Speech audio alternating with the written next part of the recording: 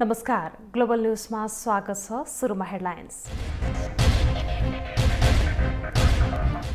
भोलिको प्रतिनिधि सभा बैठकमा एमसीसी टेबल गर्ने कांग्रेसको निर्णय, संसदको अवरोध खुलाउने बारे भने मौन। एमसीसी र प्रधान न्यायाधीशको महाभियोग प्रकरणमा एमालेको भूमिकाबारे सर्वत्र चासो, दुवै विषयमा पार्टीभित्र दुई धार। मध्य प्रदेशका मुख्यमन्त्रीले पेश गरे 4 वर्षको कामका फेहरस्त, समाज रूपान्तरण गर्न सफल भएको दावी। राजनैतिक अस्थिरताको फाइदा उठाउँदै व्यापारी, दैनिक उपभोग्य वस्तुमा मनपरी भाउ, नियामक निकाय मौन। र ए डिभिजन लिग फुटबलमा ब्रिगेड र स्यासल गोलरहित बराबरी, जावलाखेल र फ्रेन्ड्सको 3-3 गोल।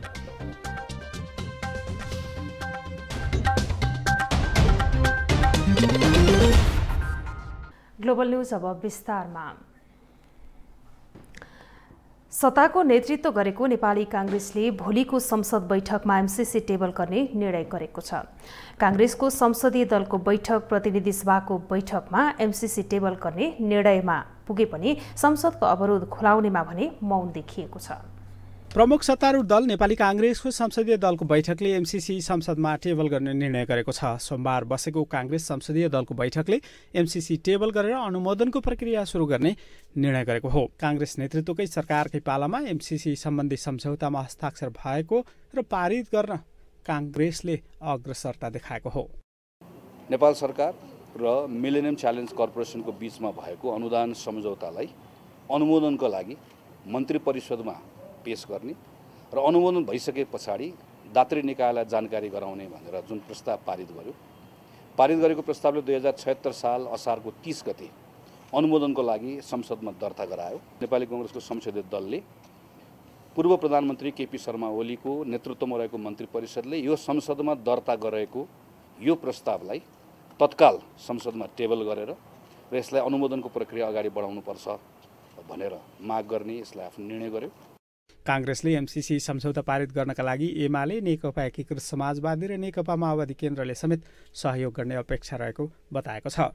एमसीसी सम्झौता अघि बढाउन सरकारमा रहेका र विपक्षमा रहेका दलहरूको समेत सहभागिता रहेको भन्दै कांग्रेसले एमसीसी पारित गर्न सबै दलले सहयोग गर्नुपर्ने निष्कर्ष समेत निकालेको छ।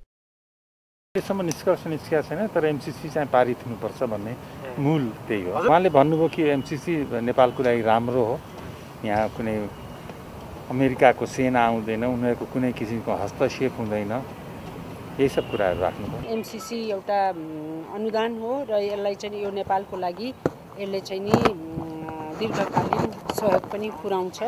यसले ट्रान्समिसन लाइनहरू बनाउँछ र कुनै पनि विकासको योजनालाई चाहिँ नि लिन्न भन्दाखेरि यो एकदमै हास्यास्पद हुन्छ। र नेपाल जहिले पनि एउटा गरिब मुलुक भयो र यहाँ यस्तो एउटा समुदाय छ नेपालमा जसले विकासै हुन दिँदैन। नेपाली कांग्रेसले एमसीसी टेबल गर्ने निर्णय गरेको भए पनि एमाले भने संसदको अवरोध हटाउने विषयमा केही स्पष्ट भइसकेको छैन, जसका कारण सरकारले एमसीसी टेबल गरे पनि संसदमा बहस हुने सम्भावना भने कम देखिएको छ। ग्लोबल टेलिभिजनका लागि क्यामेरामा राजेन्द्र काफ्लेका साथमा अमृत राज काफ्ले, काठमाडौँ। संसदमा एमसीसी टेबल हुने भएसँगै अब प्रमुख प्रतिपक्षी दलले के गर्छ भन्ने प्रश्न उठेको छ। एमाले भने यसअघिको जस्तै बेल घेर्ने र सरकारले जबरजस्ती एमसीसी अघि बढाए कडा प्रतिवाद गर्ने तयारीमा रहेको छ।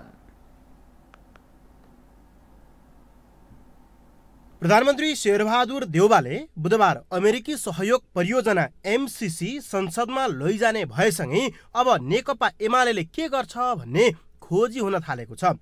आफू सरकारमा हुँदा एमसीसी प्रति उदार देखिएको एमाले प्रतिपक्ष भएसँगै के गर्ला त? नेकपा एकीकृत समाजवादी र माओवादी केन्द्रले विपक्षमा उभिने आधिकारिक निर्णय नै गरिसकेको छ। यी दुई पार्टीले एमसीसीमा सरकारलाई समर्थन नगरेसँगै अब परियोजना अनुमोदन गराउन सरकारलाई एमालेको साथ अनिवार्य चाहिएको छ। तर एमाले अहिलेसम्म के गर्ने भन्ने निर्णय गरिसकेको छैन। तथापि एमालेका नेताहरू भने आफूहरू संसदमा यस अघिको जस्तै नारा लगाउने, वेल घेर्ने र संसद चल्न नदिने बताइरहेका छन्। एमसीसीको सन्दर्भमा एकीकृत धारणाका साथ प्रस्तुत हुन सकिरहेको छैन। किन उहाँहरू यो विषयमा एउटा धारणा ल्याउन सक्नुहुन्न? जबसम्म उहाँहरूले एउटै धारणाका साथ प्रस्तुत हुन सक्नुहुन्न तबसम्म नेकपा एमालेलाई यसलाई अहिले पर्खेर हेरेको नीतिमा रहेको छ र आवश्यक परेको बेला एमाले राष्ट्रिय हितको पक्षमा, देशको पक्षमा, जनताको पक्षमा उभिन्छ र यसबारेमा आवश्यक निर्णय लिन्छ। त्यसो त कांग्रेसलाई पनि एमालेबाट आफूलाई सहयोग हुने अपेक्षा भने छैन। मंगलबार बानेश्वरमा बसेको संसदीय दलको बैठकमा प्रधानमन्त्री देउबाले एमालेकै कारण एमसीसी अनुमोदन हुन नसक्ने परिस्थिति बन्न लागेको संकेत गरेसँगै त्यस्तो आंकलन गरिएको छ। सरकारले बुधबार 4 फागुनमा बस्ने प्रतिनिधि सभा बैठकमा एमसीसी पेश गर्ने तयारी गरेकोले पक्षमा उभिने कांग्रेसले निर्णय नै गरिसकेको छ। एमालेले भने अहिलेसम्म एमसीसी बारे औपचारिक रूपमा केही निर्णय गरेको छैन। उसले एमसीसी पास गर्दा वा फेल गर्दा कुन फाइदा हुन्छ सोही अनुसार कदम चाल्ने देखिन्छ। यसमाथि बुधबार यो विषयले संसदमा प्रवेश मात्रै पाउने भएकाले यसलाई निर्णयार्थ पेश गर्ने बेलामा थप बार्गेनिङ गर्ने उसको सोच प्रष्ट बुझ्न सकिन्छ। यद्यपि 23 भदौदेखि लगातार संघीय संसद अवरोध गरिरहेको एमालेले बुधबार सबै सांसदलाई राजधानी बोलाइसकेको छ। 98 सांसद रहेको एमाले संसदमा उपस्थित भए एमसीसी पेश गर्न आवश्यक संख्या नपुग्न सक्छ। नेकपा एकीकृत समाजवादी र नेकपा माओवादी केन्द्रले आफ्नो अडान जारी राखे र 98 सांसद रहेको एमाले सम्पूर्ण सांसदलाई संसदमा उपस्थित गराए एमसीसी पास गर्न कांग्रेसलाई आवश्यक संख्या नपुग्न सक्छ। क्यामेरामा राजेन्द्र काफ्लेका साथमा विकास आचार्य, काठमाडौँ। प्रधान न्यायाधीशको महाभियोग प्रकरणमा एमालेको भूमिका कस्तो हुन्छ भन्दै एमालेका सांसदहरूले नै प्रश्न उठाउन थालेका छन्। त्यति मात्र नभएर यी दुई प्रकरणलाई एमालेले बोक्न नहुने पनि आवाज उठेको छ। संसदमा भोलि टेबल हुने भनिएको एमसीसीमा एमालेले के गर्ला त? अमेरिकी सहयोग परियोजना एमसीसीले मुलुकको राजनीति नै तरङ्गित बनाइरहँदा समेत केही आधिकारिक धारणा सार्वजनिक नगरी र पार्टीभित्र चर्को दबाव हुँदा पनि यसबारे केही निर्णय नगरी बसेको नेकपा एमालेमा परियोजना अनुमोदन गर्ने नगर्ने भन्नेमा स्पष्ट हुनुपर्ने स्वरहरू उठ्न थालेको छ। एमसीसीमा हामी के गर्ने भन्दै प्रभावशाली नेताहरू नै पार्टी अध्यक्ष केपी शर्मा ओलीसँग जवाफ माग्न थालेका छन्। त्यसो त एमाले अध्यक्ष केपी शर्मा ओली सहित अन्य केही नेताहरू एमसीसी प्रति सकारात्मक नभएका होइनन्।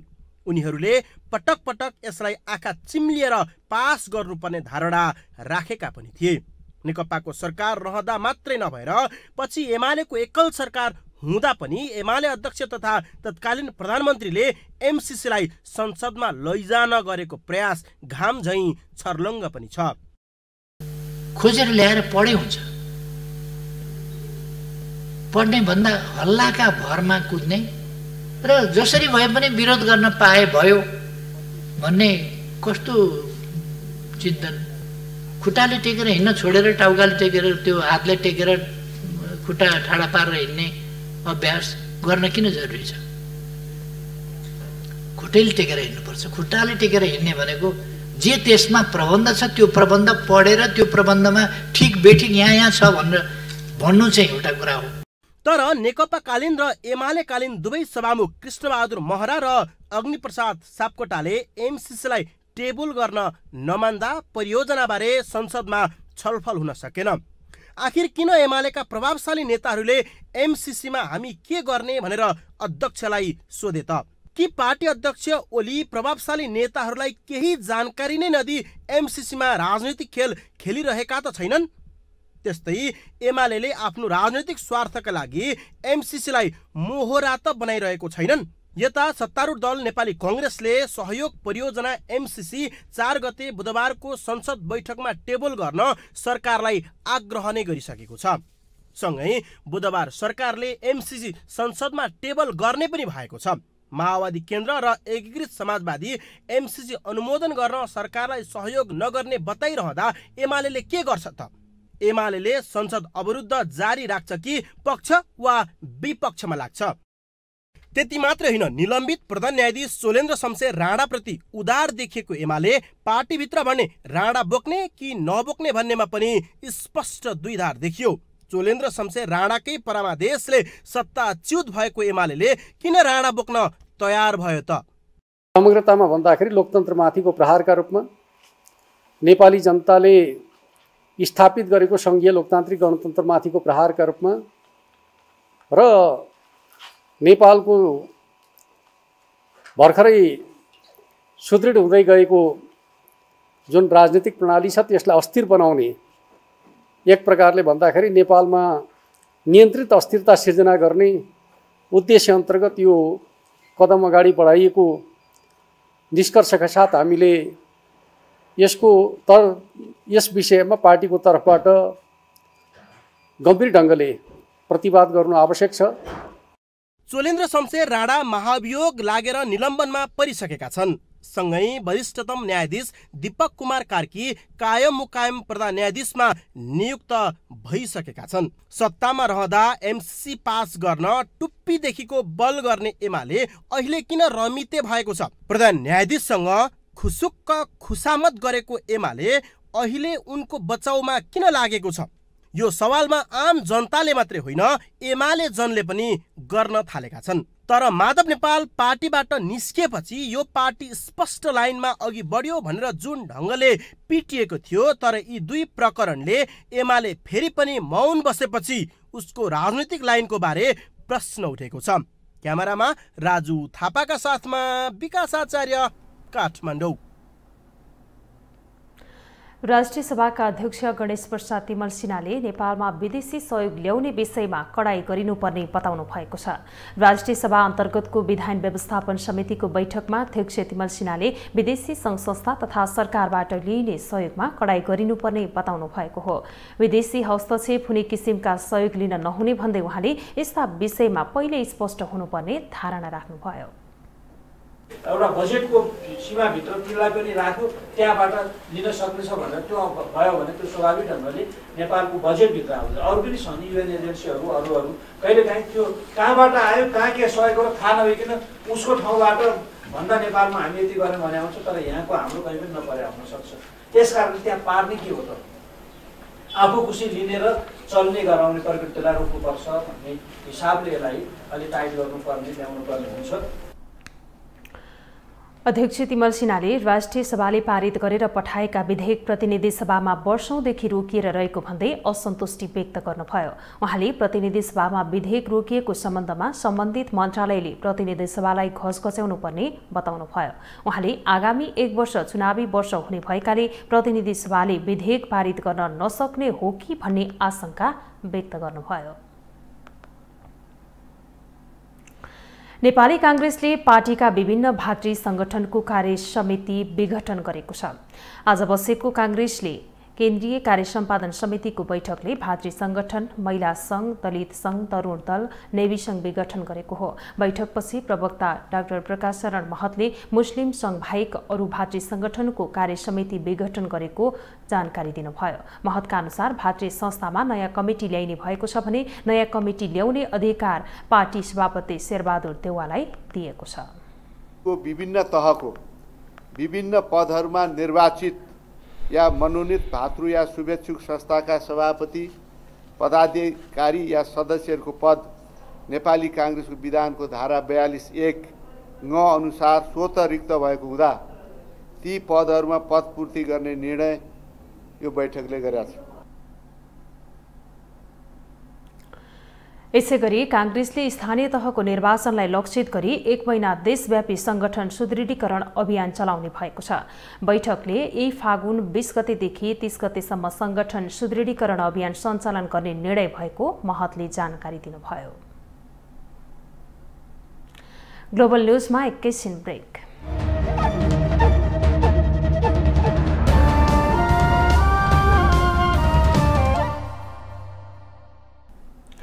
ब्रेकपछि स्वागत छ। अब बाँकी न्यूज। मध्य प्रदेशका मुख्यमन्त्री लालबाबु राउतले प्रदेश सरकारले समाज रूपान्तरणका लागि महत्त्वपूर्ण काम गरिरहेको दावी गर्नुभएको छ। मध्य सरकारको 4 वर्षको उपलब्धि सार्वजनिक गर्न आज आयोजित पत्रकार सम्मेलनमा मुख्यमन्त्री राउतले समाजमा पछि परेका महिला, दलित लगायतका उत्पीडितलाई मूल प्रवाहमा ल्याउन महत्त्वपूर्ण काम गरेको दावी गर्नुभएको हो। बेटी पढाऊ बेटी बचाऊ अभियान, छोरी शिक्षा बीमाको कार्यक्रम, साइकल वितरण तथा लोकसेवा कक्षा सञ्चालन लगायत अभियान प्रभावकारी भएको उहाँको भनाइ छ। शिक्षा बीमाका कार्यक्रम ल्यायौँ। बीचमा कोभिडको कारणले केही समय यो स्थगित रहेको थियो, तर कोभिडको कारण अहिले चाहिँ हामी सञ्चालन गर्ने क्रममा छौँ। साइकल वितरण गर्ने कार्यक्रम पनि हामी सञ्चालन गर्यौँ। लोकसेवाका कक्षाका सञ्चालनहरू पनि हामी गर्यौँ। मुख्यमन्त्री राउतले विभिन्न मन्त्रालय मार्फत ल्याइएका नीति, कार्यक्रम र योजनाहरूलाई सरकारले क्रमशः कार्यान्वयन गर्दै लगेको बताउनुभयो। मध्य प्रदेशका जनताको चाहना र आकांक्षा सम्बोधन गर्न प्रयास गर्दै आएको उहाँको भनाइ छ। आगामी वैशाखका लागि सरकारले स्थानीय तहको चुनावको मिति घोषणा गरेपछि विदेशमा रहेका नेपालीको मतदानको अधिकारका बारेमा फेरि बहस सुरु भएको छ। विदेशमा रहेका नेपालीलाई भोटिङको अधिकार दिनुपर्ने विषय बहसमा आए पनि निर्वाचन आयोगले भने तत्काल सम्भव नभएको बताएको छ। सरकारले वैशाख 30 गते स्थानीय तहको चुनावको मिति घोषणा गरेसँगै निर्वाचन आयोग चुनावको तयारीमा जुटेको छ। तर विदेशमा रहेका नेपालीलाई मतदानको व्यवस्था मिलाउने विषयमा भने आयोगले खासै तयारी सुरु गरेको छैन। नेपालमा भौतिक रूपमा मात्रै मतदान हुने र कानुनी जटिलताका कारण विदेशमा रहेका नेपालीले मतदानको प्रयोग गर्न नमिल्ने अवस्था रहेको आयोगले जनाएको छ। तथ्याङ्क विभागका अनुसार 21 लाख बढी नेपाली विदेशमा छन् भने सरकारी रेकर्ड बाहिर अझै धेरै नेपाली युवा विदेशमा रहेको हुन सक्ने देखिएको छ। तर आयोगले भने अहिले तत्कालै विदेशमा रहेको नेपालीलाई मतदानको व्यवस्था मिलाउने अवस्था नरहेको बताएको छ। सम्माननीय सर्वोच्च अदालतबाट पनि यस सम्बन्धमा केही आदेश भएका विषयभित्र परे यो कुराहरू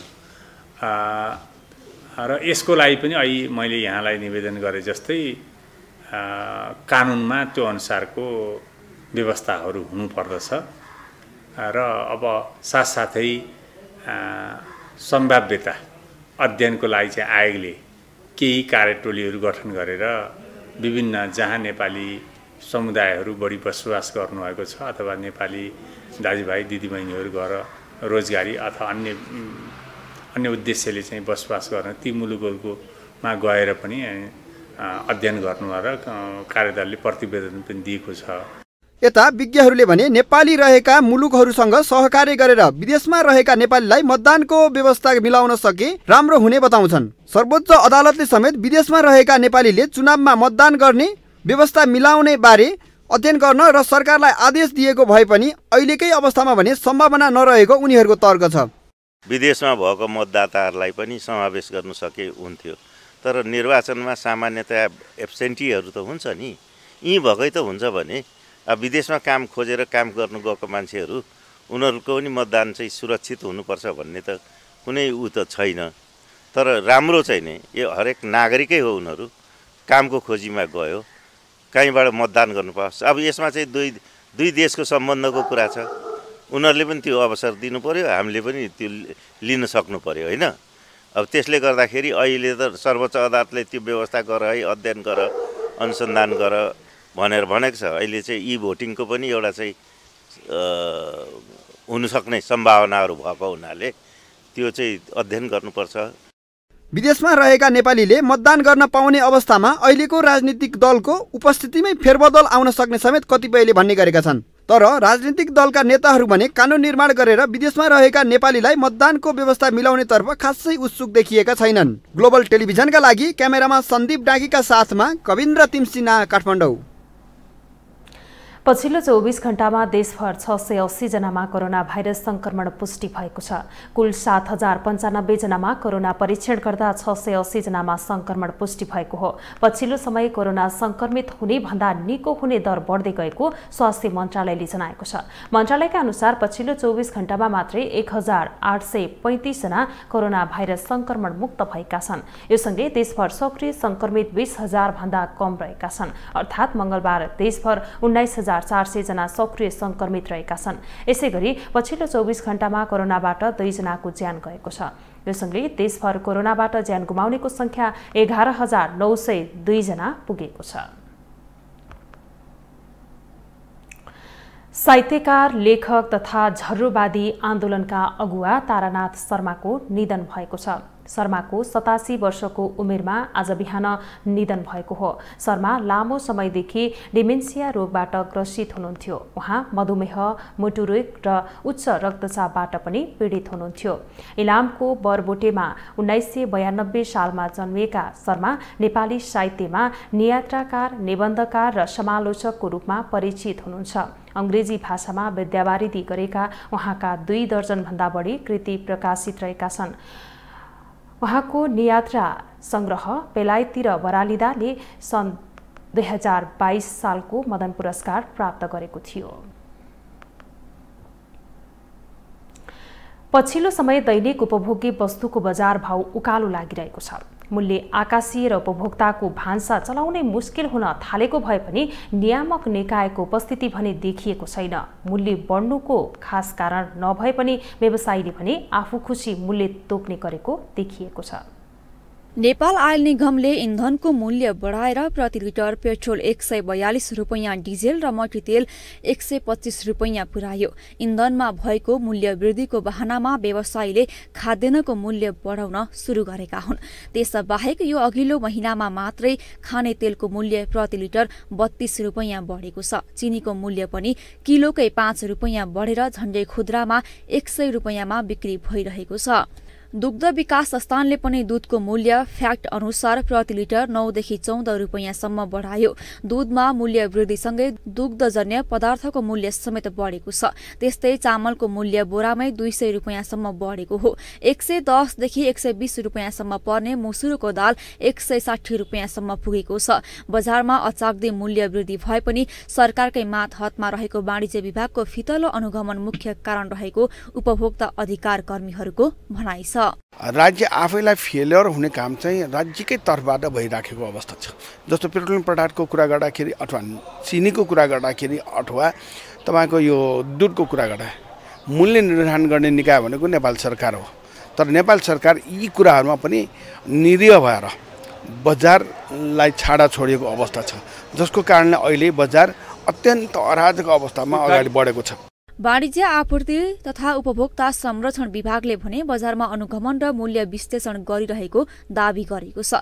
व्यवसायीहरूले कच्चा पदार्थका कारण मूल्य बढेको बताएका छन्, तर विभागले भने मूल्य वृद्धि नभएको बताएको छ। विभागले नियमित अनुगमन समेत भइरहेको दावी गरेको छ। वाणिज्य आपूर्ति तथा उपभोक्ता संरक्षण विभागले नियमित रूपमा बजार अनुगमन चाहिँ गर्दै आएका छौँ र कतिपय सन्दर्भमा चाहिँ विभिन्न माध्यमबाट हामीलाई गुनासो उजुरीहरू प्राप्त भएको अवस्थामा हामीले त्यसरी प्राप्त भएको गुनासोहरूलाई चाहिँ सम्बोधन गरेर त्यस्तो ठाउँहरूमा स्पेसिफिक रूपले पनि हामीले चाहिँ अनुगमन गरिराखेका छौँ। राष्ट्र बैंकले केही दिन अघि सार्वजनिक गरेको तथ्याङ्क अनुसार बजार भाव उच्च दरले बढेको देखाउँछ। राष्ट्र बैंकको तथ्याङ्क अनुसार साउन यताको 6 महिनामा बजार भाव 5.65% बढेको छ, जसमध्ये सबैभन्दा बढी खाने तेलकै मूल्य बढेको छ। ग्लोबल टेलिभिजनका लागि क्यामेरामा विजय ठकुर राठीका साथमा पूजा बेलबासे, काठमाडौँ। अब पालो ग्लोबल भोइसको।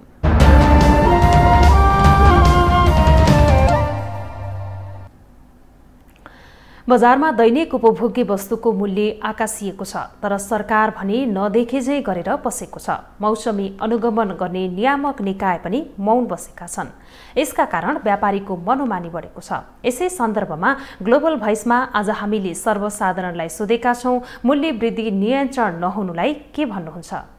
स्यालेरी बढ्दैन, सबैको प्राइस मात्र बढिरह, गाह्रो भइरह, हामीलाई त्यही हो, धेरै गाह्रो भइरह। यो चाहिँ खास हामीलाई भनौँ न पार्टीहरूको र हामीलाई सरकारको चाहिँ धेरै कमजोरी छ हैन। र अब यो अलिकति धेरै नै अत्याधिक बढेको छ, केही मात्रामा हेरफेर गरे राम्रो जस्तो लाग्छ। सरकारले नियन्त्रण गर्नु पर्यो नि, अब के गर्नु त, सब गरिब गोरा छ, कमाएर खानुपर्ने छ, बिहानको बिहान बेला कमाएर खानुपर्ने छ, अलि नियन्त्रण गर्नु पर्यो नि सरकारले नै। कोरोनाको महामारीको बेलामा मूल्य वृद्धि हुनु भने चाहिँ राम्रो कुरा भएन। अब आर्थिक रूपले सबै नै पीडित नै छन् अब जनताहरू हैन। यस्तो बेलामा चाहिँ मूल्य वृद्धि घट्नु चाहिँ उचित हुन्छ। अब यसमा राष्ट्र सेवक जो हुनुहुन्छ, राष्ट्र चालक भनौँ न नेताहरू, उहाँहरूले चाहिँ अब किन्नु यतिमा हुन्छ बेच्नु यतिमा हुन्छ तैपनि घाटा भइरहेछ भन्नुहुन्छ यो म्याथमेटिक्स कुरा त हामीलाई अलि थाहा भएन मलाई थाहा छैन यस बारेमा नि भर राखेर कुनै पनि कुरामा ध्यान दिएन अनि पेट्रोलदेखि लिएर सबै खाद्यान्न दुध दही बढेको छ यसलाई तुरन्त सरकारले भाउहरू नियन्त्रण गरिदियोस् भन्ने खोज्छ। अब हेर्नुहोस् अब संसारभरि नै अहिले यो कोभिड-19 को महामारी फैलिएको छ त्यसले गर्दाखेरि चाहिँ संसारभरि नै अहिले चाहिँ यो मन्दीको अवस्था पनि रहेको छ त्यसले गर्दाखेरि चाहिँ अब पूर्ण रूपले चाहिँ हामीले सरकारले पनि दोष दिन मिल्दैन अहिले अवस्था नै यस्तो रहेको छ। तथापि सरकारले चाहिँ अब गरिबको रेखा मुनि रहेका बसेका भन्दा सँगसँगै चाहिँ अब मिडल क्लास परिवारहरूका लागि पनि अब सरकारले चाहिँ कुनै एउटा राहतको कार्यक्रम चाहिँ ल्याइदिनु पर्यो कि अब यो महँगीकरण त सरकारको निगरानी कमजोरी भएको हो अनि सरकारले चाहिँ अब यो कोभिडको कारण पनि मान्छेहरू बेरोजगार बढेको अवस्थामा अनि जीविकोपार्जनमा समस्या भइरहेको बेला झन् सरकारले चाहिँ यो महँगीमा अनियमित तरिकाले नै बढाउनु चाहिँ अलिकति सरकारको धेरै कमजोरी नै देखिन्छ लापरवाही तरिकाको देखिन्छ। अब पालो ग्लोबल सञ्जालको।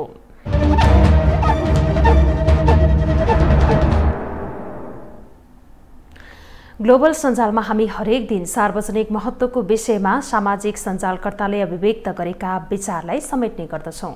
आज हामीले समसामयिक विषयवस्तुमाथि गरिएका टिप्पणीलाई प्राथमिकता दिएका छौँ। नेपाल भारतको सीमाको विषयमा दीपक भट्टराई लेख्छन्, बर्माले भारतसँग 1600 किलोमिटर र चीनसँग 2100 किलोमिटर लामो सिमाना बाँड्छ। भारत र चीन बीच बर्मा रहेकाले बर्मेलीहरू जहिल्यै रणनीतिक महत्त्वको केन्द्रमा आफूहरू रहेको बताउँछन्। मैले चीन र भारत नै करिब 3500 किलोमिटर सीमा बाँड्छन्, सिमाना बाँड्दैमा रणनीतिको केन्द्र हुन्छ र भन्दा रिसाउँथे कोही। एमसीसी को विषयमा निर्मल परसाई ट्वीट गर्छन्, भोलि एमसीसी संसदमा टेबल हुँदैछ, पर्सि खारेज हुन्छ, निकोर्सीबाट कहानी सिद्धियो, मुक्त नेपाल। एमसीसी को विषयमा अनिल गिरी ट्वीट गर्छन्, सभामुखलाई हटाए अनि गठबन्धन तोडे, एमाले आँखा चिम्लेर एमसीसी पास गरिदिने, चोलेन्द्रलाई महाअभियोग लगाएर सभामुखको कुर्सी बचाए, प्रचण्ड र माकुनेले एमसीसी पास गर्न सहयोग गर्ने।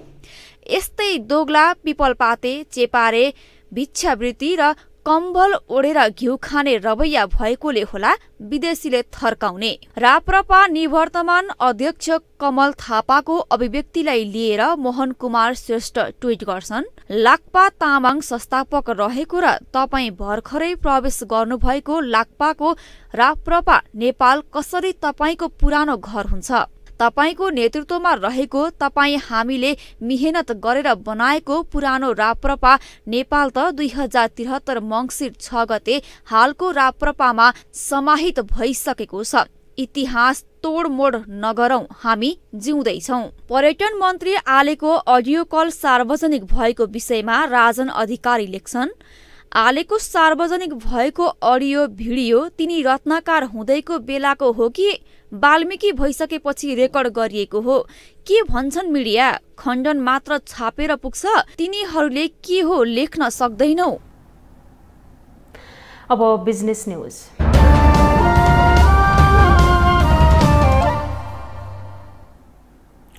शेयर बजार परिसूचक नेप्से आज 53 अङ्कभन्दा धेरैले बढेको छ। सोमबार सामान्य बढेको नेप्से आज 53.3 अङ्कले बढेर 2754.28 बिन्दुमा पुगेको छ। आज सबै समूहको शेयर बढेर हरियो भएकोमा बीमा, माइक्रो फाइनान्स, जलविद्युत र विकास बैंक समूहको शेयर उच्च अङ्कले उकालो लागेको छ।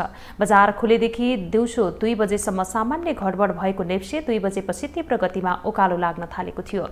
2 बजे 2708 बिन्दुमा रहेको नेप्से 3 बजे 2753 बिन्दुमा पुगेर बन्द भएको छ। आज 224 कम्पनीका 63,43,000 किता शेयर 3 अर्ब 23 करोड 33 लाख रुपैयाँमा कारोबार भयो। अब इन्टरनेशनल न्यूज।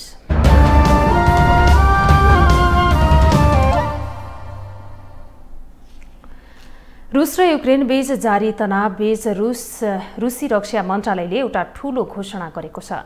समाचार एजेन्सी इन्टरफेक्सका अनुसार रुसी रक्षा मन्त्रालयले युक्रेनको सीमामा तैनात केही सैन्य टुकडी सैन्य अभ्यासमा हिस्सा लिएपछि आफ्नो बेसतर्फ फिर्ता भइरहेको जानकारी दिएको हो। यद्यपि यसका साथै रुसमा ठूलो स्तरमा सैन्य अभ्यास जारी हुने पनि बताएको छ। अघिल्लो केही महिनादेखि युक्रेनको सीमामा रुसले ठूलो संख्यामा सैनिक तैनात गरेको छ। अमेरिका सहित थुप्रै पश्चिमी देशले रुसले युक्रेनमाथि हमलाको तयारी गरिरहेको आरोप लगाउँदै आएको छ।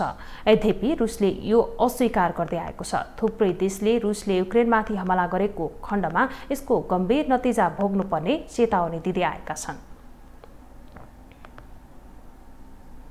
अब स्पोर्ट्स न्यूज।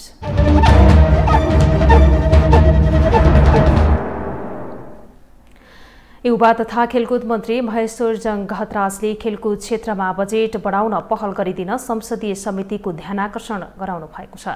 प्रतिनिधि सभा अन्तर्गतको शिक्षा तथा स्वास्थ्य समितिको बैठकमा मन्त्री घतराजले खेलकुद क्षेत्रमा राज्यले गरेको लगानीको अवस्था अत्यन्तै कम भएको बताउनु भएको हो। उहाँले बजेट अभावकै कारण खेलाडीको मनोबल उच्च बढाउन र खेलकुद क्षेत्रको पूर्वाधार विकासका काम अघि बढाउन नसकेको पनि स्पष्ट पार्नुभयो।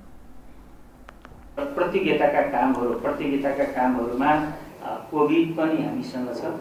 अर्को कुरा फेरि हामीले फागुनमा गर्ने भनेर प्रधानमन्त्री र हाम्रो मन्त्रालयको बिचमा एउटा सैद्धान्तिक सहमति समेत पनि भइसकेका थियो। फागुनमा हामीले पोखरामा नवराष्ट्रिय गेम खेल्ने भनेर, त्यसै बिचमा ठ्याक्कै कोभिडको गेममै अगाडि बढ्यो। र अर्को कुरा भनेको खास गरी यसको संरचनामा अदालती विषयमा पनि केही विषयहरू विचार भइसकेपछि जसले काम अगाडि बढाउनु पर्ने हो, त्यसले केही समस्या पैदा भएको छ।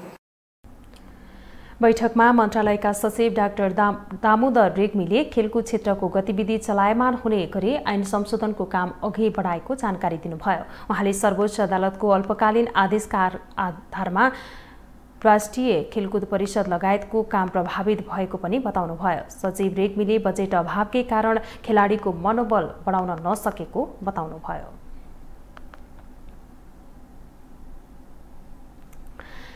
T20 वरियतामा नेपाल एक स्थान तल खस्किएको छ। अन्तर्राष्ट्रिय क्रिकेट काउन्सिल आईसीसीले सोमबार सार्वजनिक गरेको T20 वरियतामा नेपाल एक स्थान खस्किएको हो।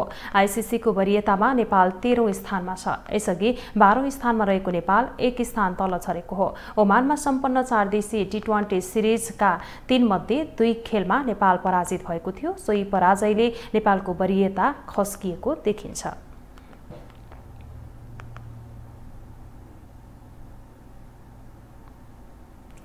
शहीद स्मारक ए डिभिजन लीग अन्तर्गत आजको खेलमा ब्रिगेड बोइज र चासल युथ क्लबले गोलरहित बराबरी खेलेका छन्। आजै भएको अर्को खेलमा फ्रेन्चले उत्कृष्ट पुनरागमन बराबरी गर्दै चाउला खेल युथ क्लब विरुद्ध अङ्क खोज्न सफल भएको छ। त्रिपुरेश्वर स्थित दशरथ रङ्गशालामा भएको खेलमा ब्रिगेडले तालिकाको पुछारमा रहेको टोली चासलसँग रोकिन पुगेको हो। रेलिगेसन सङ्कट टार्न जितको खोजीमा मैदान उत्रिएका दुवै टोलीले राम्रा अवसर सिर्जना गरे पनि सदुपयोग गर्न चुकेका थिए। पाएका केही राम्रा अवसरलाई सदुपयोग गर्न नसक्दा अङ्क बाँड्दै तालिकामा यथावत रहे।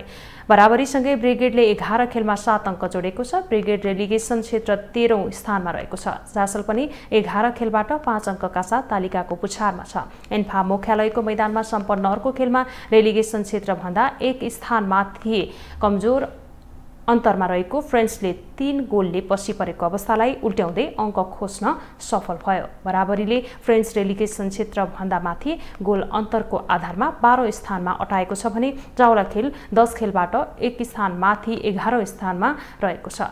लिगमा भोलि 3 खेल हुँदैछ।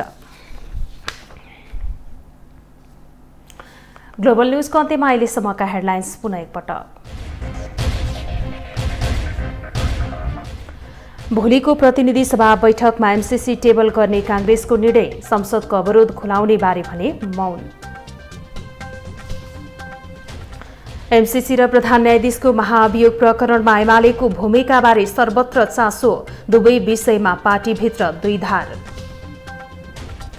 मध्य प्रदेशका मुख्यमन्त्रीले पेश गरे 4 वर्षको कामका फेरस्त, समाज रूपान्तरण गर्न सफल भएको दावी। राजनैतिक अस्थिरताको फाइदा उठाउँदै व्यापारी, दैनिक उपभोग्य वस्तुमा मनपरी भाव, नियामक निकाय मौन। र ए डिभिजन लिग फुटबलमा ब्रिगेड र स्यासलको गोल रहित बराबरी, चाउलाखेल र फ्रेन्ड्सको 3-3 गोल।